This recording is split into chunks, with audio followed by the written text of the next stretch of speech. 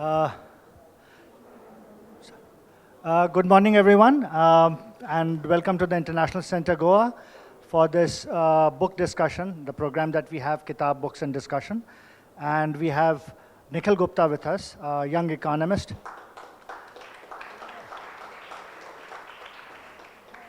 Nikhil has a bachelor's degree from the Sri Ram College of Commerce in Delhi and a master's degree from the Gokhale Institute in Pune. And he currently works for Motilal Oswal. Have you been working with Motilal Oswal throughout, or? 8 years. He has been working for about 8 years with Motilal Oswal, where he's a chief economist. There's a small story behind how I got to know of the book, and I was telling Nikhil earlier about this. So I was on Amazon India's website and browsing through what's new in politics, economics, etc. And then the book cover, you can't miss it, it's bright red. I said, okay, the 8% solution sounds like a good title. And then I saw that the foreword is written by Ratin Roy, who's an old friend of ours. He has been to the center a couple of times in the last 5 years when he was part of the Prime Minister's Economic Advisory Council. And he writes regular columns in Business Standard. And one of the things I admire about Ratin, and that is something you'll find in this book, is they try to simplify things, economics, complex economic issues in a simple enough language. So the emphasis is on simple enough because you can never, I guess, simplify enough for everyone. So that's how I first noticed the book. I got in touch with Nikhil at that time, and as things happened, it took several months before we are finally able to have him here at the International Center Goa. So thanks, Nikhil. Thank you for coming to the International Center Goa, and I'm hopeful that this will be, just the first of many visits in the years to come. The 8% solution has received favorable responses from writers, from economists in India and abroad. So, you'll see a galaxy of, senior economists, well-known economists, former Reserve Bank of India governors, or even a columnist like Vivek Kaul, again, one of my favorite economists, who writes regularly for the Mint and for the Deccan Herald. And you'll find references to, at least I found references to names, people who have been to the center for a talk or for a conference or something else.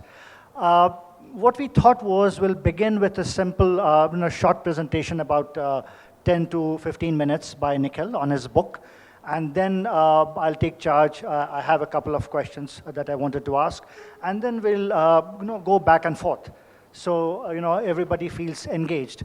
And especially students. This is an opportunity to interact with an emerging economist of some note. So feel free to ask questions. Feel free to engage with him. I have 3 copies of the book here, which I'm going to give out to 3 of you, only students. You can get them signed by the author, so that is an incentive that you have to ask a reasonable question or good questions. Okay, Nikhil, so over to you. Thank you very much, Dr. Pushkar, and thank you and welcome everyone. As Dr. Pushkar said, I will be taking 10 to 15 minutes. Of course, I cannot cover the entire book in 10 to 15 minutes, so I'll just discuss the basic framework that I've used and the main conclusions, and then it will be my pleasure to take any questions that come forward and to answer it in as much detail as possible. So without wasting any more time, I'll start with 10 to 15 minutes that I have.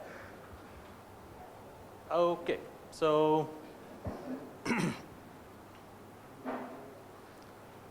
okay, so first thing that I want to start with is why did I title the book 8%?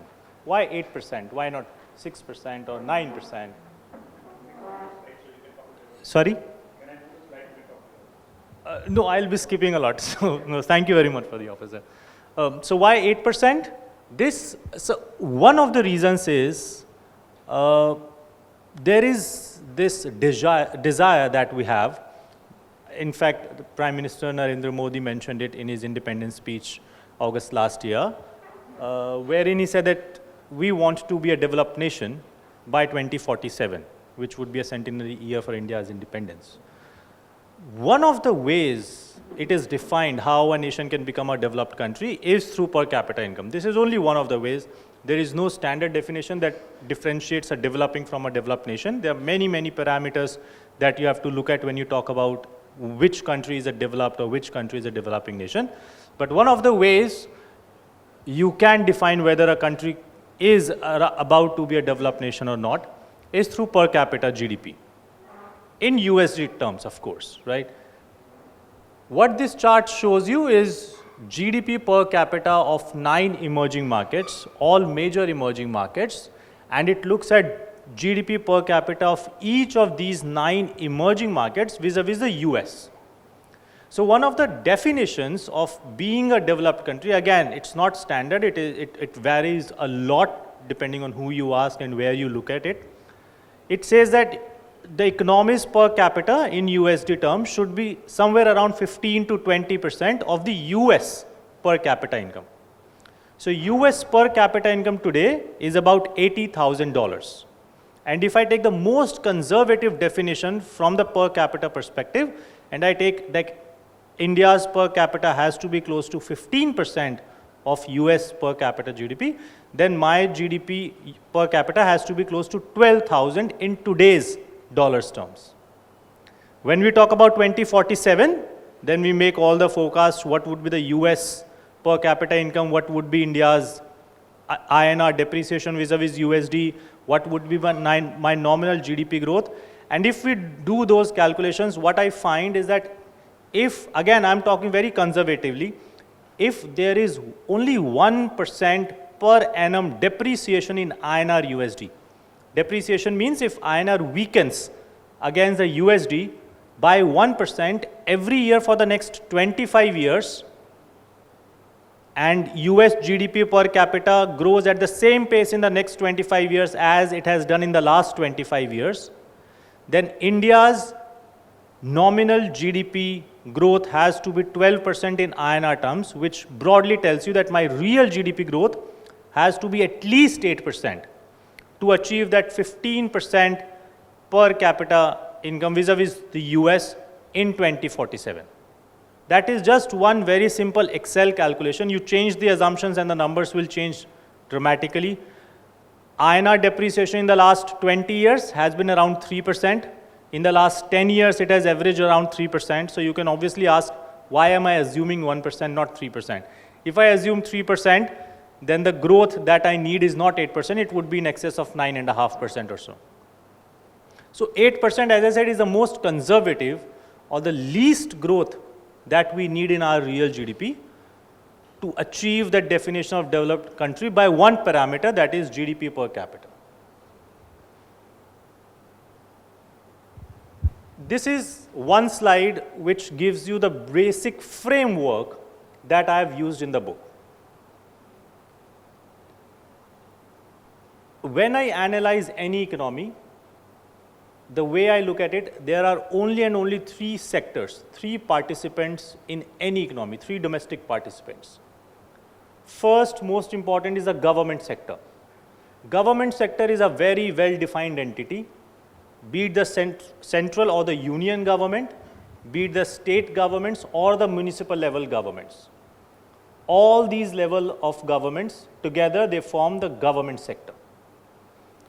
So when I am defining, or when generally the government sector is defined, you do not take government-owned entities as a part of the government sector. Government sector, as per my definition, as per what I have used in the book, is purely the government level, central, state, or the municipal level governments. Corporate sector, which is a second important participant, is again a very well-defined entity. Any enterprise or organization which is registered under the Ministry of Corporate Acts or the Factories Act or various acts which define any entities as a corporate makes up the corporate sector. So the government sector and the corporate sector in almost all economies of the world are very well-defined sectors. Then there is a huge rest of the economy, which includes all individuals like us here, and it includes all entities which are not a part of the corporate sector. So all the kirana stores, as we call them, all the mom and pop small shops, a large part of the MSMEs which are not registered in the Corporate Act, they all are the part of this residual sector which we call the household sector. Household sector by definition is the residual sector. Everything else excluding the government sector and the corporate sector. Then these are the only three sectors. We have government, corporate, household, and then we have the rest of the world with which India, any participant of India interacts with the rest of the world. That is what is captured in one of the accounts called balance of payments account. So there are only three domestic participants, government, corporate, household, and there is one rest of the world which is a foreign entity. These are the only sectors in any economy, and there are only and only three major activities when we talk from the GDP perspective. Each of these domestic entities, they either consume, they either invest, or when we interact with the rest of the world, we get engaged in foreign transactions, be it in current good or capital account, whether we export or import goods and services, or we export or import the capital, financial sector. There is nothing else. Everything else is actually can be explained through these three things. Any other activity that happens can be explained either through consumption, investments, or through foreign trade. So this is my framework of understanding any economy. This is how I've explained it in the book as well. What I've done, I've basically discussed the financial position of each of these domestic sectors. What is the financial position of the government sector in India today, what it has been in the past few decades. So what are the strengths and what are the challenges that we see in the government financial position. Similarly, I've done it for the corporate sector. How strong is India's corporate financial position today, how it has been over the past 3 decades, and what could be the challenges we could see in the next couple of decades. Similarly, for the household sector, I've looked at the financial position of each of these sectors. I've explained what are their income growth, what are their savings, what are their investments, what are their borrowings, how much are they consuming where, how it has been over the past few decades. And if I have to achieve 8% real GDP growth, I have to have a very, very strong financial position of each of these 3 sectors. So please understand, there are only a handful of economies in the past centuries in the entire world which have achieved this feat of successfully transitioning from a low or middle income to a high income country. Only a handful of countries which have been able to maintain, let's say, 2 decades of high GDP growth, at least 2 decades. And it has been possible only and only because a lot of factors. It is just not possible through one policy or 2 policies. You have to take hundreds of policies which all work together. Some of them will fail. Hopefully some of them will do really well, and you keep doing the good parts. Everything has to work together. Only and only then it is possible for you to achieve 8% or higher growth for at least 2 decades. And that is why a lot of patience is there, a lot of trial and error that is required, that is going to happen. But this is a framework. Now I'll go to the conclusions. So my biggest conclusion, this is something I'll explain it in detail, but before that conclusions, my simple conclusion is, if India wants to achieve 8% growth or higher growth on a sustainable basis, by which I mean for at least 2 decades, I'm saying this is the time when you actually need to slow down your GDP growth.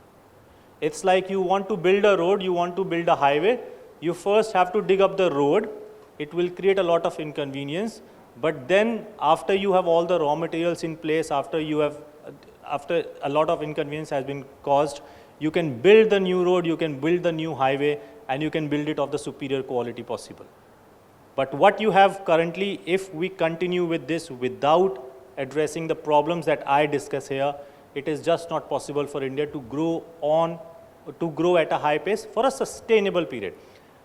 Please understand the objective with which I have written this book, and what I am addressing here is how we can grow at a higher pace for a long period of time. It is absolutely possible for any country in the world to grow at 7% or 8% for a few years and then witness problems after a few years then you address those problems for a few years. After that, you go into cycles, and these cycles are of very short period, 3 years, 5 years. But after 25 years, you will not find yourself achieving that level of high per capita GDP that you started with. So you have to have a high growth for a considerable long period of time, and that is possible only and only when you have a very strong financial position of each of your economic participants, for which my recommendation or my big conclusion is that at this point in time, it is just not possible. First, we need to address the structural issues that we have. Only then we will be able to grow at a higher pace.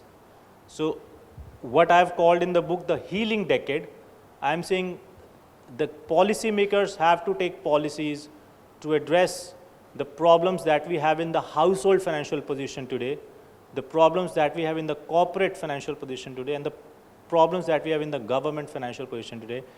And it may easily take 5 to 10 years to address these issues. Again, we all want quick solutions. We all want that whatever solution we are taking should give me results in 1 year or 2 year max to max. Otherwise, we tend to run out of patience. That is not how it works in economics.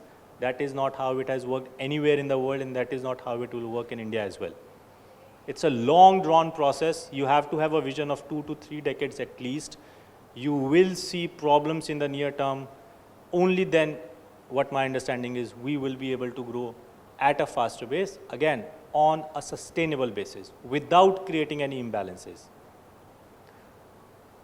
One of the biggest issues, one of the biggest problems that I want to be addressed is in the household sector. Again, household sector, as I said, it's the residual sector, excluding the government sector and the corporate sector. Right? So it is the backbone of almost any major country in the world. To give you some numbers in perspective, household spending, and when I say spending, spending could be on consumption or spending could be on investments. What are household investments? Primarily, household investments are in residential property market. Right? So if I buy a house today, that is my spending, but that will be my investments, not my consumption. If I buy clothes, that would be my consumption. If I buy car, that would be my consumption. If I buy any household goods, if I take a trip to Goa or to anywhere else, that all is a part of my consumption. But if I buy a house, that is household investments. And if I do not spend money, that is my savings. Right? So we have household income, we consume out of income, we invest out of income, then we save. When we invest or when we spend, generally, we can also borrow. So I can finance my spending through my borrowings as well. But when I borrow, I add an obligation. I have to make repayments on my borrowings. So when I borrow, a part of my income will be absorbed to repay those obligations. So there is a concept called disposable income. What is disposable income? Of total income that you get, you pay taxes to the government. What you get is called disposable income. When there are no borrowings on an individual or the household in general, after tax income is my disposable income. Out of my disposable income, I will spend and save. But when I borrow for any purpose, be it for consumption or for investment, when I borrow, my disposable income is not after tax. It is after tax, after loan related obligations are paid. So my disposable income tends to follow year after year after I've taken a loan. So my spending will be much higher in the year I've taken loan, because if I take a loan to buy a house or to buy a car, my spending in that year will go up. But for all the subsequent years, till my loan is fully paid, my disposable income will be much lower than what it would have been without borrowings. And that is why you must have heard a lot, borrowings is actually you're spending from your future income, because you're actually be repaying all those loans that you have taken today from your future income. So your ability to spend in the future will be curtailed, or your ability to save will be curtailed. Right? Now this slide, I have 5 more minutes. No, I have 3 more minutes. This slide will give you a broad view of household financial position in India. On the left hand side, you see a comparison of household income and household consumption for the past 6 decades, and I'm telling you for all the decades. So this slide gives you data before COVID-19. Things have not changed after COVID-19, but this data is up to 2019. Left hand side again is the comparison between household income and household consumption. What this tells you is that for the first time in the post-independent India, the decade prior to COVID-19, that is 2010's decade, for the first time, household income growth lagged household consumption growth. It's a very powerful thing, which means if my income is growing at 5%, I'm growing my consumption at 6% per annum. How can I do that? Of course, I have 2 ways to do that. Since we have always been a very high saver country, so if I'm growing my consumption at a faster pace, it means I'm saving less now, because all these numbers are on annual basis. Please note, all these numbers are on annual basis. When we say GDP or income or consumption or savings, we are talking about flow. We are talking about that particular year. We are not talking about the cumulative numbers. GDP is a flow number. When we say India's GDP is $3 trillion, that $3 trillion is produced in only that particular year, not the cumulative. Right? So all these numbers are flow. So if I grow my consumption year after year at a faster pace than the growth in my income, then it obviously means I'm saving less. And it may also mean that I'm borrowing more. That is what you see on the right hand side. Right hand side gives you India's household savings and household debt. Debt is an outstanding number. So when I say debt, I'm not looking at what is the incremental debt every year I'm taking, but I'm telling you what is the outstanding debt I have at the end of the period. So what this tells you is that when my consumption growth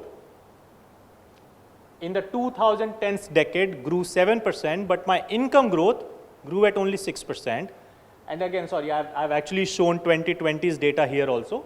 And when I say 2020, it is FY21 to 23. So this is updated as of recent data. This is post-COVID data. Only for 3 years, I would not draw too many conclusions from this post-COVID data. But what I am trying to show here is that the trends have continued. Income growth is still lagging consumption growth. What it means is that on the right hand side, as you can see, my savings have fallen and my debt has gone up. I explain in my book, one question that I've heard a lot of times here is that even though India's household savings have fallen, it is still 25% of GDP. There are countries which have 8%, 10%, 12%. So I'm still so high. What is the problem with that? These comparisons are meaningless. US personal savings rate was only 7%, ours is 25%. It just does not matter. What matters is what is India's savings rate vis-a-vis its own history, and we need to have savings based on what is my investment requirement. It doesn't matter what the US savings rate, because their savings rate is commensurate with what is their investment rate. Why are savings important? The last thing I want to say before I finish, I'm sorry, I think I'm skipping, but why are savings important? We all have heard and we all have enough evidences. The best way to grow any economy is through investments. Why is that? Because investments actually create assets.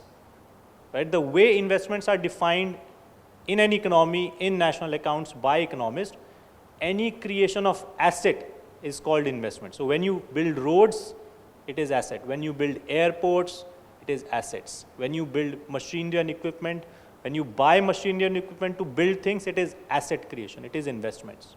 So it creates potential for you to create more things, which create more GDP growth. Investments are actually spending which help you create more GDP growth in the future. In contrast, consumption does not add any more potential to create more GDP growth. When you spend on consumption, the spending is done then and there, and it does not create potential to create more GDP growth in the future. When I buy clothes, I've spent money on clothes, and the producer has got money. The investment portion in textile industry is very low.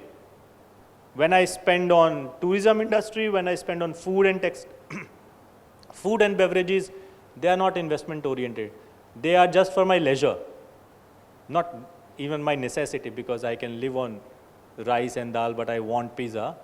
So I'm spending more on consumption now, but it does not create more capacity in the future. It does not create more GDP growth in the future.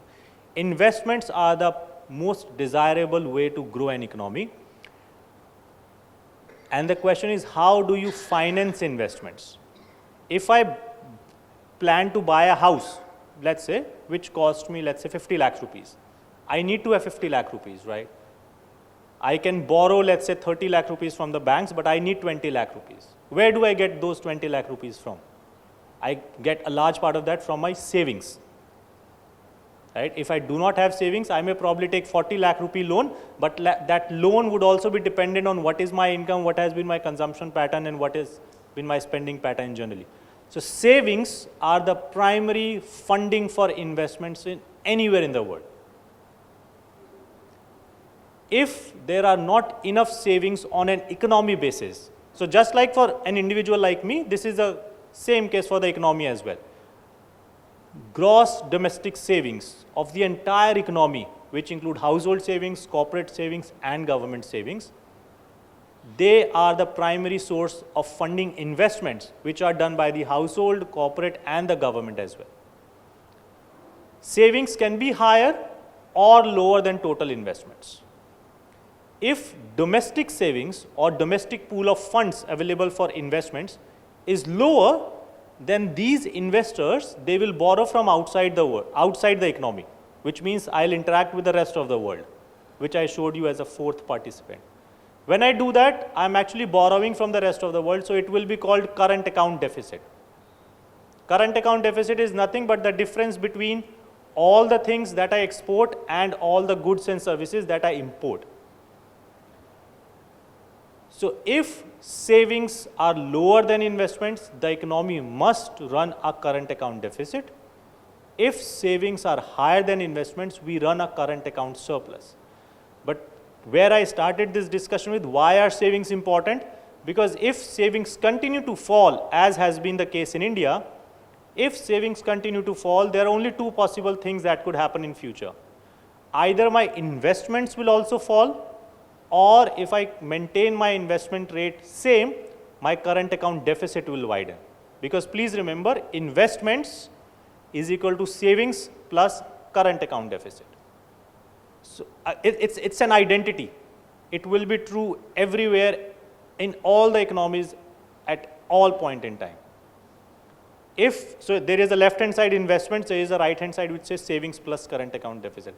If there is one thing I want all you students to take away from this session is this identity. If you are actually doing a course, I understand you are doing a course in economics, this identity can help you a lot in answering a lot of questions because it links almost everything that is happening in an economy. This one identity, gross investments is equal to gross domestic savings plus current account deficit.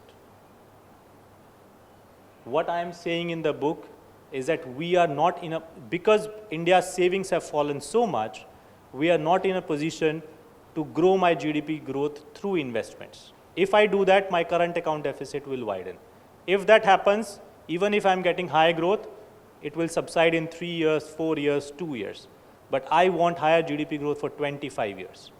So what my recommendation is, at this point in time, be it the RBI, the government, or all policymakers in the world, they must try to encourage savings in the country. Savings not only by households, but by the government as well as the corporate sector. What matters is gross domestic savings. They have to increase before my investments increase and before investments become the primary driver of GDP growth. I will end here. I have already taken more time. So thank you very much. That is where I am.